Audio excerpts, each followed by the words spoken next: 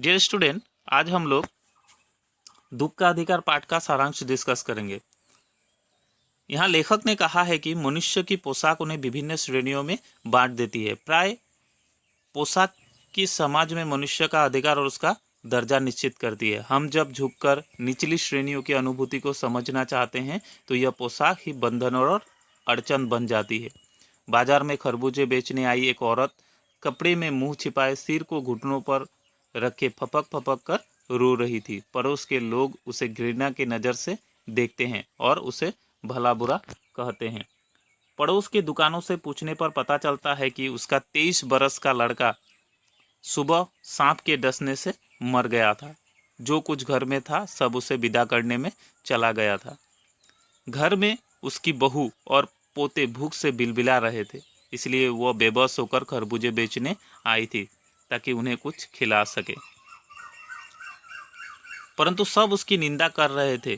वो किस लिए बाजार में आई थी, ये वो लोग बिना सोचे समझे ही बुढ़िया की निंदा कर रहे थे, इसीलिए वह रो रही थी। लेखक ने उसके दुख की तुलना अपने पड़ोस की एक संभ्रांत महिला के दुख से करने लगता है, जिसके दुख से शहर भर के लोगों के मन में उस पुत्र शोक से द्रवित हो उठे थे।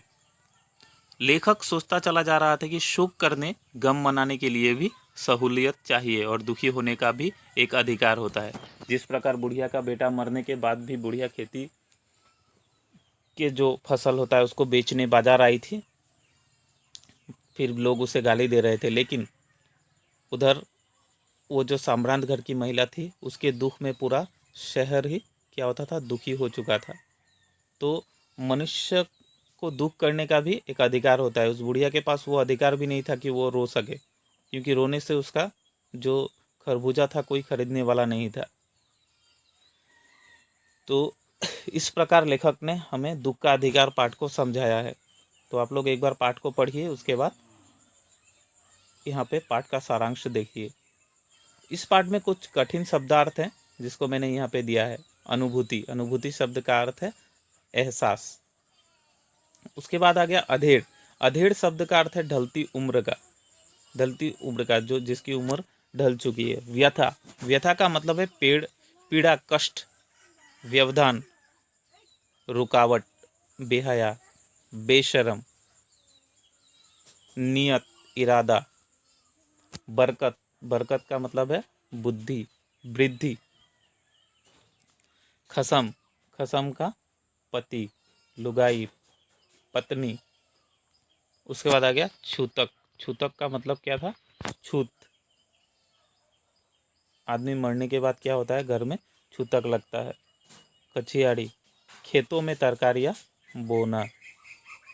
तो बुढ़िया का बेटा जो था वो खेतों में तरकारी बोता था। तो निर्वाह, निर्वाह शब्द का अर्थ है गुजारा। मेड़, खेत के चारों ओर मिट्टी का घेरा। तरावट, गीलापन। ओझा, ओझे का मतलब है झाड़ फूँक करने वाला व्यक्ति। छन्नी कंगना, मामूली गहना। सहूलियत मतलब सुविधा। तो इन सब को आप लोग नोट कर लीजिएगा और घर पर ही पढ़ाई कीजिए, क्योंकि वर्तमान परिस्थिति जो है कोविड-19 का, जिस वजह से स्कूल कॉलेजेस बंद है और लोग बहुत ही प्रॉब्लम में पड़ चुके हैं।